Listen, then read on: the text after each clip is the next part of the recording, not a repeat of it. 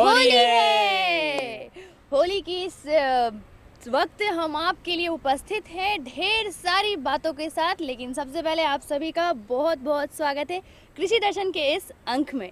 और साथ में रुमकी भौजी, आपको भी होली का बहुत बहुत ढेरों ढेरों बधाई। आपको भी और हमारे बंधुओं को भी, किसान भाइयों की। बिल्कुल। देखिए, किसान भाई लोग को तो हम लोग भाई जोहार बोल भी नहीं किए हैं, तो जतरू भाई और रुमकी का जोहार। बहुत जोहार है। किसान भाई देखिए, आज तो होली का दिन है, फगुआ का दिन है, आज तो होली तो खेलबे करेंगे भौजी तुम्हारे साथ। देख रहे हैं ना, पूरा रंग लगा लिए और हमें भी लगा दिए हैं। भाई ऐसा नहीं है, हम पानी वाला रंग से नहीं खेलते हैं भौजी।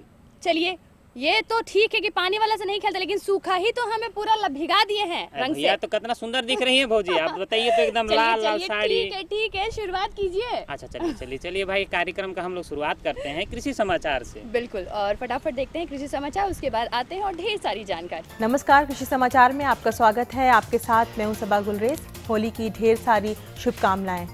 आइए देखते हैं आज कृषि समाचार में क्या है खास। इस वर्ष खरीफ फसलों के लिए लागू होगी 100% बीजोपचार योजना। पोल्ट्री फार्म में इस मौसम के दिन में ब्रूडिंग ना करें। सफल महिला किसान लालको देवी से एक मुलाकात। और अब समाचार विस्तार से। बीजोपचार से फसलों में रोग और कीड़े नहीं लगते हैं, साथ ही साथ उपज में वृद्धि भी होती है। इन्हीं बातों को ध्यान में रखते हुए इस वर्ष खरीफ फसलों से सुरक्षित और ज्यादा उपज प्राप्त करने के लिए कृषि विभाग झारखंड द्वारा 100% बीजोपचार योजना बनाई गई है। वित्तीय वर्ष 2013-14 के लिए केंद्र द्वारा पारित बजट के अनुसार कृषि उत्पादक कंपनी यानी एफपीसी और कृषि उत्पादक संगठन यानी एफपीओ को अधिकतम 10 लाख की इक्विटी अनुदान देने का प्रस्ताव है। इसके कृषि उत्पादक संगठनों का 50 करोड़ रुपए दिए जाएंगे। 100 करोड़ रुपए की शुरुआती आधारभूत निधि के साथ छोटे किसानों के कृषि व्यवसाय निगम में कर्ज गारंटी निधि का भी सृजन किया जाएगा।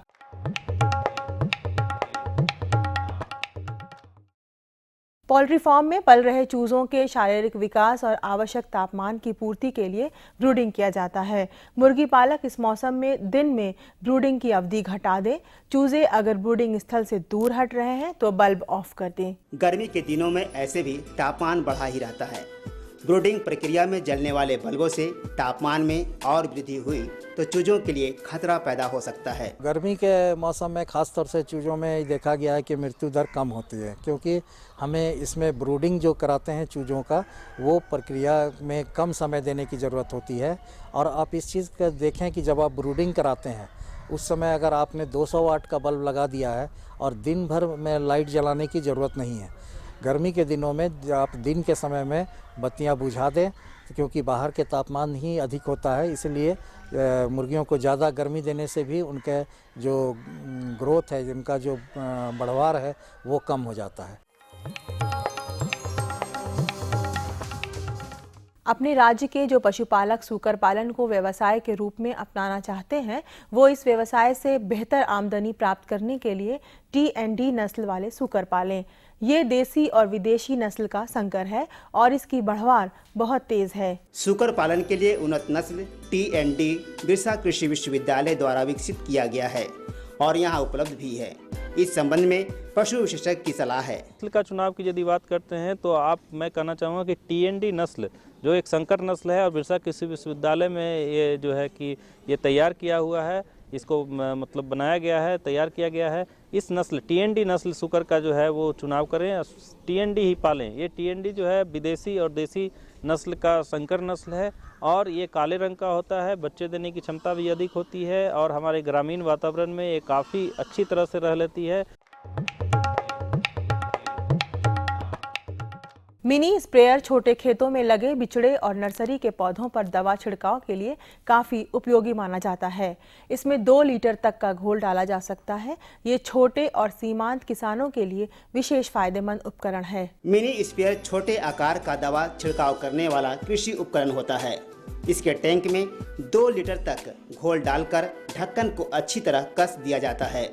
8-10 बार पंप करने से प्रेशर तैयार हो जाता है। उसके एक बटन नुमा पुर्जे को दबाने से अपने आप छिड़काव नली से घोल का छिड़काव होने लगता है। दुनिया का ऐसा कोई भी क्षेत्र नहीं है जहां औरतों ने अपनी प्रतिभा का परचम ना लहराया हो। खेतीबाड़ी के काम से भी एक सफल महिला किसान का नाम जुड़ा है और वो नाम है लालको देवी। आज हम आपकी मुलाकात इन्हीं से करवाते हैं। जब सोच का दायरा बढ़ता है और सबको काम करने का समान अवसर मिलता है तो बहुत बड़ा बदलाव आता है और दुनिया इसी बदलाव को क्रांति कहती है। कृषि जगत का बदलाव है एक महिला किसान का नेतृत्व। ये सफल महिला किसान हैं लालको देवी, जोरवांझी प्रखंड के चाय बागान चियाकी की रहने वाली हैं और अपने 2 एकड़ खेत में टमाटर की खेती कर रही हैं। तो कुइयाँ से पहले कर रहे थे, झोरा टिन टिन के ड्रिप का सिस्टम नहीं था। उस समय तो बहुत कम कमा रहे थे, अभी तो कुछ कमा रहे हैं ज़्यादा। ड्रिप जब से लगाए हैं तब से बिना ड्रिप का पानी का खपत बहुत ज़्यादा हो रहा था और अभी कम हो रहा है पानी का। टमाटर अभी 2 एकड़ में लगल है, एक ठो खत्म होने वाला है, एक ठो शुरुआत हो रहा है। और अब एक नज़र राज्य के 3 प्रमुख शहरों के मौसम के मिजाज पर।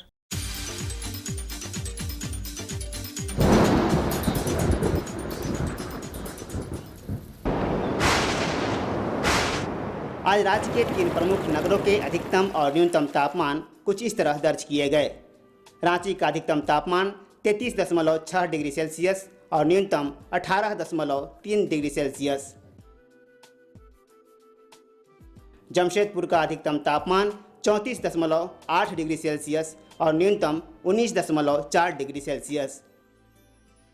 वहीं मेदिनीनगर का अधिकतम तापमान 36.8 डिग्री सेल्सियस और न्यूनतम 17.6 डिग्री सेल्सियस रहा। और अब मंडी भाव में आइए नजर डालते हैं अनाजों के भाव पर।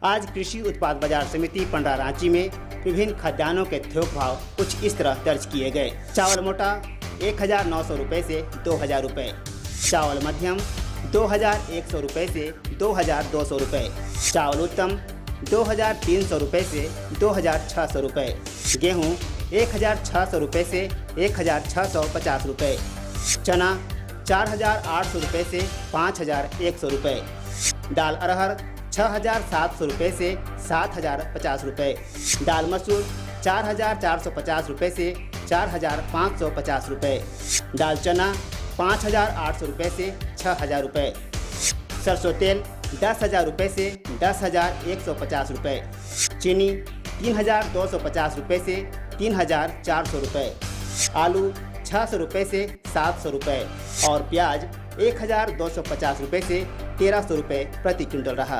कृषि समाचार में आज इतना ही। अगले दिन अगले अंक में फिर मुलाकात होगी कुछ ताज़ा तरीन खबरों के साथ। तब तक के लिए दीजिए इजाज़त। नमस्कार, जोहार। तो होली के इस रंग भरे मौसम ने आपको बहुत सारी जानकारी दिला दी कृषि समाचार के जरिए, और साथ में हम लोग जान गए कि बाजार भाव आज क्या रहा। बिल्कुल, और साथ ही मौसम के मिजाज के बारे में भी आपने अच्छी से जानकारी ले ली। और साथ में हमारी भौजी का भी मिजाज तो हम लोग देख रहे हैं भाई, कि कितनी सुंदर दिख रही हैं लाल लाल साड़ी में। भाई सुंदरता तो लगनी है, क्योंकि रंग बिरंगे रंग जो लगे हुए हैं। फगुआ का बात ही कुछ और है ना भौजी। चलिए, बात तो हम यूं ही बरकरार रखेंगे, लेकिन एक छोटे से विराम के बाद। ये लो और बताओ। बस। अरे ये क्या भैया जी, बस इतनी सी रासायनिक खाद? किसानी छोड़ रहे हो क्या? किसानी नहीं, नादानी छोड़ रहे हैं। मिट्टी की जांच कराई है। अब तो लालाजी जितनी जरूरत है उतने ही उर्वरक खेत में डालेंगे। हाँ, किसान भाई आज ही अपने जिले की नजदीकी भूमि परीक्षण प्रयोगशाला में मिट्टी की जांच जरूर करवाएं और मिट्टी में पोषक तत्व, नमी व पौधे के विकास को देखते हुए केवल जरूरत के अनुसार ही पोषक तत्व डालें। और हाँ, मिट्टी में गंधक, जस्ता, बोरोन जैसे सूक्ष्म पोषक तत्वों का पता लगाना भी न भूलें। उर्वरक और जैविक खाद के सही उपयोग से भूमि का उपजाऊपन बनाए रखें, उत्पादकता बढ़ाएं, खर्चा घटाएं और बहुमूल्य विदेशी मुद्रा बचाने में भी सहयोग दें। और हाँ, धीमी गति से नाइट्रोजन उपलब्ध कराने वाले उर्वरकों जैसे नीम लेपित यूरिया को प्राथमिकता दें और यूरिया का पत्तों पर छिड़काव करें। अरे वाह, तू तो सचमुच समझदार हो गया रे। अधिक जानकारी के लिए संपर्क करें जिला कृषि अधिकारी या किसान कॉल सेंटर।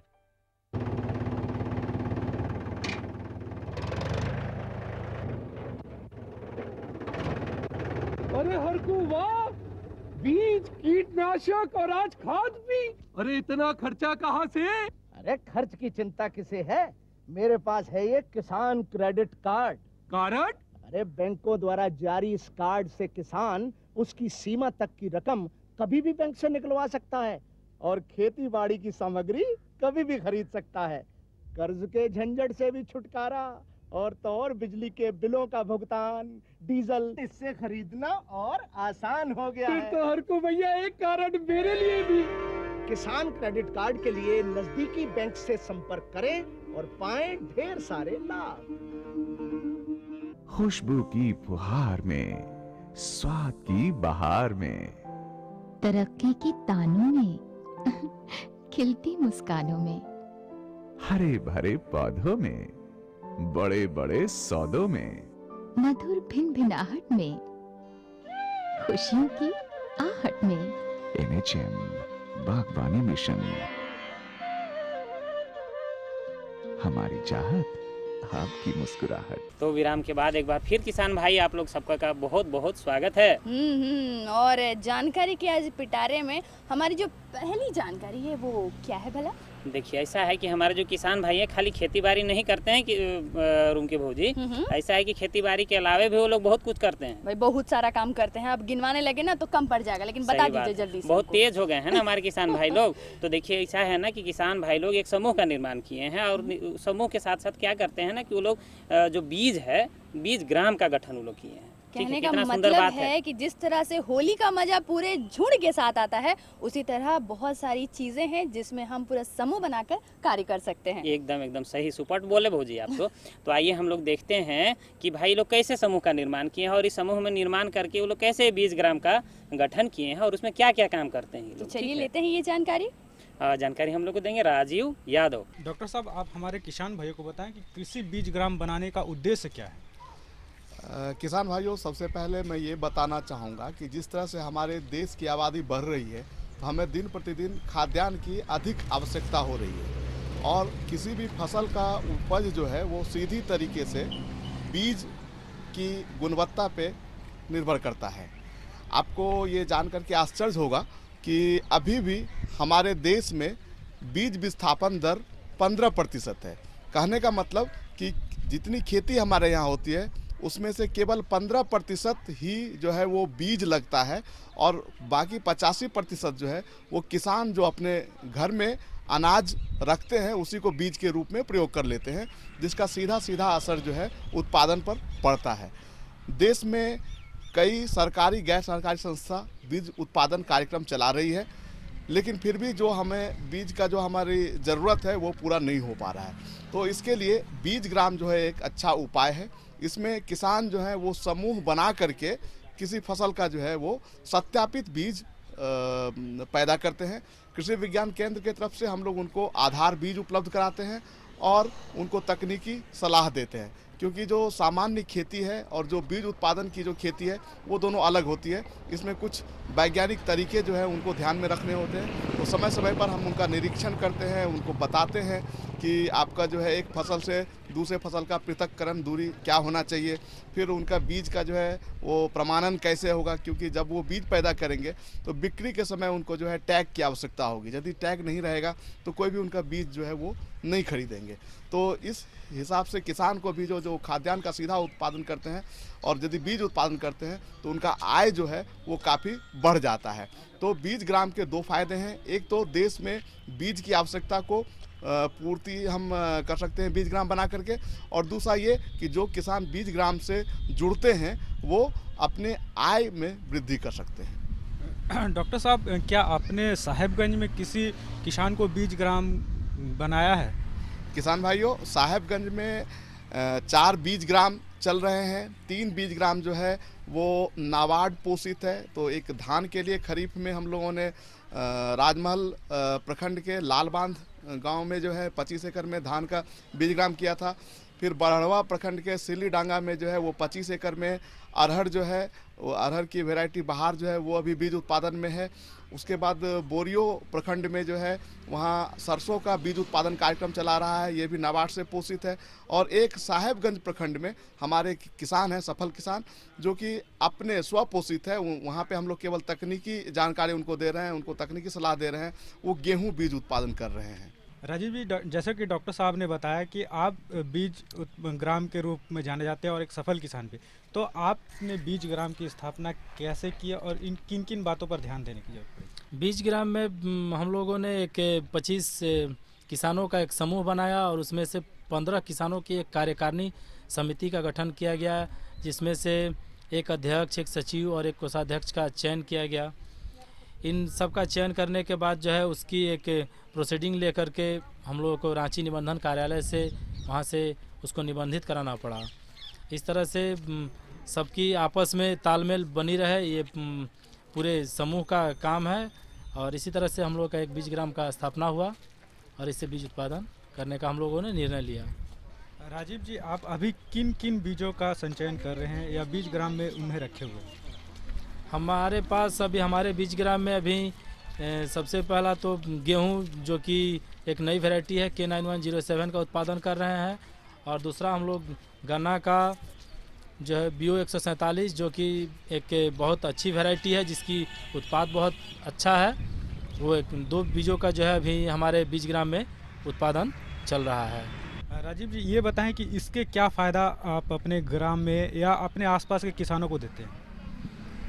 नया तरह का बीज मिलने से और बीज बढ़िया होने से अपना तो फ़ायदा होता ही है, साथ ही साथ अपने गांव के लोगों को भी, क्योंकि जो पुरानी पद्धति की बीज थी उससे उत्पादन में बहुत कमी आता था, और जो नया जो पद्धति की बीज है, वैरायटी की बीज हैं, इनसे जो है उत्पादन में अच्छा फ़र्क पड़ रहा है, इसमें अच्छा उत्पाद हो रहा है, जिसके कारण कि हमें देख करके हमारे गांव के लोग भी जो है उस नई वैरायटी को लगाते हैं, और इससे जो है कि अच्छा हमें नहीं, हमारे गांव के लोगों को भी अच्छा फ़ायदा मिल रहा है। डॉक्टर साहब, राजीव जी ने तो इतनी अच्छी जानकारी दी बीज ग्राम के बारे में, क्या आप हमारे किसान भाइयों को कुछ विशेष बताना चाहेंगे? किसान भाई, मेरा एक आपसे ये विचार होगा कि आप बीज ग्राम जो है वो स्थापित करें, और जो मुख्य फसल है हमारे यहाँ जिसके बीज की आवश्यकता होती है वो आप उसका उत्पादन करें। इसमें सबसे जो महत्वपूर्ण बात है कि वो जैसे आप कर सकते हैं, इसमें बहुत ज़्यादा कुछ नहीं है, आप अच्छी खेती करते हैं, आप तकनीक का जो है खेतों में प्रयोग कर रहे हैं, तो इसमें जो मुख्य है सबसे वो ये कि पृथक्करण दूरी, कि जैसे मान लीजिए धान गेहूं की फसल है तो इसमें पृथक्करण दूरी 4 मीटर होता है। पृथक्करण दूरी से ये अभिप्राय है कि जैसे एक किस्म जिसका हम लोग बीज उत्पादन कर रहे हैं तो वो दूसरा जो है किस्म उसके बीच में क्या दूरी होनी चाहिए। कुछ ऐसे फसल हैं जिसमें कि पृथक्करण दूरी, जो कि हम लोग बोलते हैं कि सेल्फ पॉलिनेटेड और क्रॉस पॉलिनेटेड, तो सेल्फ पॉलिनेटेड जो फसल है उसमें पृथक्करण दूरी कम होती है, जनरली 4 मीटर के आसपास होती है। लेकिन जो क्रॉस पॉलिनेटेड क्रॉप है, जैसे आप अरहर की बात करिए या फिर सरसों की बात करिए, तो इसमें एक ध्यान रखना है आपको कि आप जहाँ पे बीज उत्पादन कर रहे हैं, मान लीजिए सरसों का बीज उत्पादन कर रहे हैं, तो आप ध्यान दीजिएगा कि 200 मीटर तक जो है कोई भी दूसरा सरसों का प्रभेद ना लगे। अरहर यदि आप कर रहे हैं तो 100 मीटर तक अरहर का दूसरा प्रभेद जो है वो आपके आसपास, आपका जो बीज उत्पादन का जो क्षेत्र है वहाँ पे ना रहे। उसके अलावा आपको बीच बीच में जो है वो क्या करना है कि जैसे मान लीजिए हम लोग बोलते हैं ऑफ टाइप प्लांट, कि आपका जो बीज लगा है उसमें कुछ अलग तरीके के पौधे, जैसे होगा वो मान लीजिए अरहर ही है या सरसों ही है या गेहूं ही है, लेकिन जो बीज आप लगाए हैं उससे थोड़ा अलग है, तो उसकी पहचान करके उसको आपको निकाल देना है। दूसरा, आपको इसमें जो है निकाई गुड़ाई पे भी ध्यान देना है कि खरपतवार का जो है वो समय से आप उसको निकालें, ताकि आपका जो बीज होगा उसकी क्वालिटी, देखिए आप बीज पैदा कर लेंगे लेकिन बीज में आप तभी बेच पाएंगे जब आप उसका प्रमाण पत्र देंगे, जैसे टैग बोलते हैं हम लोग, कि सत्यापित बीज आपने पैदा किया, लेकिन सत्यापित बीज का टैग यदि आपके पास नहीं है तो वो बीज नहीं माना जाएगा। और वो टैग लेने के समय जो है ये इन सब बातों का ध्यान रखा जाता है कि आपका जो सैंपल लिया जाएगा बीज प्रमाणक पदाधिकारी के द्वारा, वो जांच करेंगे कि इसका अंकुरन प्रतिशत कितना है, फिर इसमें इसका प्योरिटी, इसमें शुद्धता कितनी है, और ये सब जाँच होने के बाद ही जो है आपको उसका टैग मिलेगा। तो आप ये ध्यान में रख करके अच्छा बीज ग्राम करके आप अच्छा मुनाफा जो है कमा सकते हैं और देश के विकास में भी सहयोग दे सकते हैं, क्योंकि आप अच्छी क्वालिटी का बीज जो है वो पैदा कर रहे हैं। डॉक्टर साहब, आप हमारे इस कार्यक्रम में, इसके लिए आपका बहुत बहुत धन्यवाद। धन्यवाद। राजीव जी, आप भी हमारे इस कार्यक्रम में, इसके लिए भी आपका बहुत बहुत धन्यवाद। धन्यवाद। और इसी के साथ लेते हैं विदा। नमस्कार। आप बताइए भौजी, कैसा रहा? भाई बहुत बढ़िया रहा। आपकी कोई जानकारी अगर आप लेकर आते हैं और वो बढ़िया ना हो तो ये तो नहीं हो सकता। है। सही सही बात है। और होली के दिन में इतनी सुपर जानकारी हैं? वो तो बहुत ही बढ़िया बात कर रहे हैं आप, लेकिन अगला जो जानकारी है वो क्या है हमारे लिए? देखिए ऐसा है भौजी कि जो जैसे कि हम बताएं कि आज होली हम पानी वाला रंग से नहीं खेले, तो उसके पीछे कारण भी तो है भाई। पानी की बर्बादी नहीं करना चाहते ना। एकदम सुपट आप बोले कि भाई देखिए पानी का जो कमी होते जा रहा है उसको भी तो हम लोग को बचा कर रखना है, पानी को सहेज के रखना है, जुगा के रखना है। तो हमारे जो किसान भाई हैं वो लोग भी तो सोचते हैं भाई सबके बारे में। बिल्कुल, सोचिए इस गर्मी के मौसम में हम होली तो खेल लेते हैं और कितना सारा पानी बर्बाद कर देते हैं। बर्बाद हो जाता है। तो भाई अगर हम लोग सहेज के रखेंगे तो अपना खेती बाड़ी वाला काम बढ़िया से कर सकते हैं। तो किसान भाई लोग क्या करते हैं, देखिए कितना बेस से काम ये लोग करने लगे हैं। एक तो किसान के बारे में हम आपको बताते हैं, ठीक है। वो कुचू का किसान है, बड़ा जबरदस्त खेती करते हैं। अच्छा, ठीक है।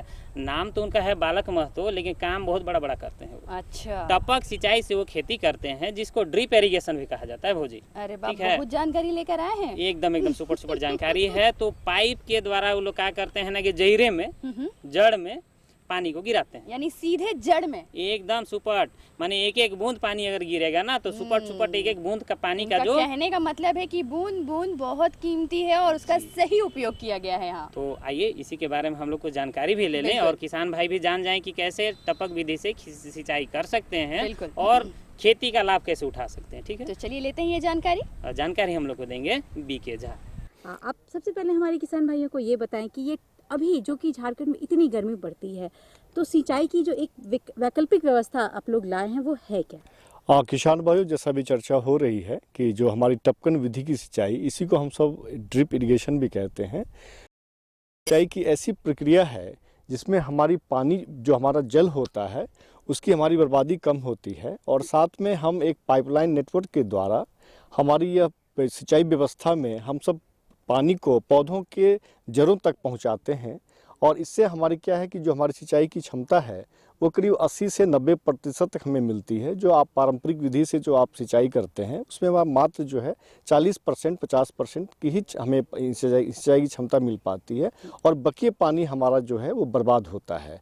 तो खास करके झारखंड के परिवेश में जो हम देखते हैं तो हमारे टपकन विधि की सिंचाई जहाँ हमें गर्मियों में पानी नहीं मिलता है या हमारे तालाब ये कुएँ सूखने लगते हैं, तो ऐसे जो हमारी भौगोलिक स्थिति है इसमें अगर आप पानी की जो हम जुडिशियस जो हम अगर सदुपयोग सही ढंग से करें तो हम गर्मियों के मौसम में भी, चाहे वो हमारे फल हों या सब्जी हों या अन्य फसलें हों, उसमें हम टपकन विधि की सिंचाई जो है हम बढ़िया से हम इसी फसल को ले सकते हैं। ये हमारी टपकन विधि सिंचाई की जो एक विशेषता है।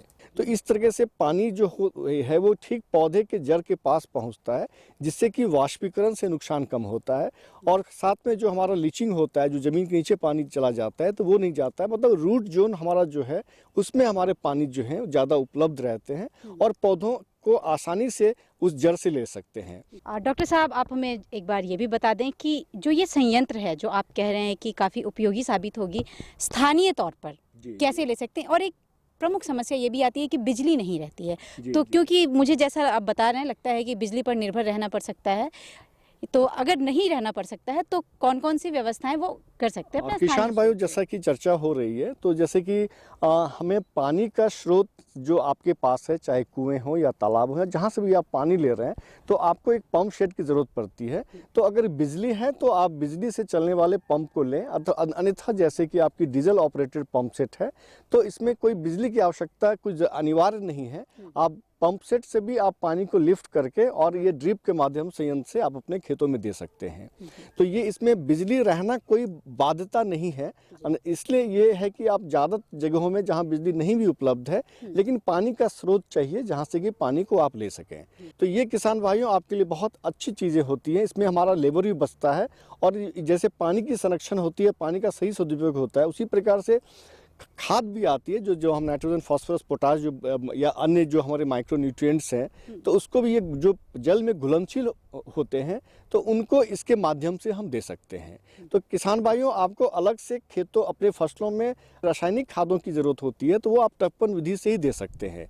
तो इसमें घुलनशील आते हैं, जैसे नाइट्रोजन की जैसे NPK आती है 19:19:19, तो ये स्पेशली ड्रिप के लिए ही खाद आती है जो कि पानी में घुल जाती है और वेंचुरी एक संयंत्र होता है, उसके माध्यम से ये उस फर्टिलाइजर टैंक से जो है फर्टिलाइजर लेता है पानी के जो घुला हुआ है और ये आप आपको पानी के साथ साथ आपको जो है वो खेतों में फसलों को भी आपको पानी के साथ साथ खाद देता है। तो ये भी बहुत ये भी अच्छी बात हो जाती है किसानों के लिए कि आपको लेबर की बचत होगी और जो आप फर्टिलाइजर दे रहे हैं उसकी समुचित उपयोग पौधे करते हैं। जी जी। तो किसान भाइयों, डॉक्टर साहब टपकन विधि की जो विशेषताएं हैं उसके बारे में मुझे लगता है आपको पूरी तरह से बता चुके हैं। तो डॉक्टर साहब बहुत बहुत धन्यवाद हमारे किसान भाइयों को बेहतरीन जानकारी देने के लिए। तो किसान भाइयों, मुझे लगता है कि इतनी जानकारी आज के लिए काफ़ी होगी। तो अगले अंक में और अधिक जानकारी लेकर हम फिर से उपस्थित होंगे। नमस्कार। तो डॉक्टर साहब ने बहुत बढ़िया जानकारी दी और इसी के साथ हमें दीजिए इजाज़त। लेकिन क्या है ना भौजी कि जैसे कि हम आपसे कैसा होली खेले हैं, बिना पानी का खेले ना सूखा भाई, सूखा होली खेले, लेकिन अच्छा लगा, सुंदर दिख भी रही हैं। हाँ, बिल्कुल। तो भाई क्यों ना हम लोग भी अपने जो किसान भाई हैं उन लोग को भी बताएं कि जो पानी का है हम लोग को बचत करना है। और ऐसे हम लोग का टॉपिक भी जो था कि भाई टपक विधि से जो खेती करना है, तो पानी का बचत करना है और हम लोगों को सूखी होली खेलना है। ये हमारे लिए भी अच्छा है और हमारे जो शरीर है, शरीर के लिए बहुत बढ़िया, और इससे पानी की भी बचत होगी तो ये होगा हमारा फायदेमंद बात। एकदम सुपट कहे भौजी। तो इसी के साथ हम लोग को आप चलना भी चाहिए। बिल्कुल। तो आप निकाल तो लिए होंगे कॉपी पेन और फटाफट लिख लीजिए हमारा पता। कार्यक्रम कृषि दर्शन, कृषि प्रकोष्ठ द्वारा केंद्र निदेशक, दूरदर्शन केंद्र, रातू रोड, रांची। पिन संख्या है 834001। तो आज के लिए हम दोनों को दीजिए इजाजत और साथ ही होली की ढेर सारी शुभकामनाओं के साथ हम दोनों को दीजिए इजाजत। नमस्कार।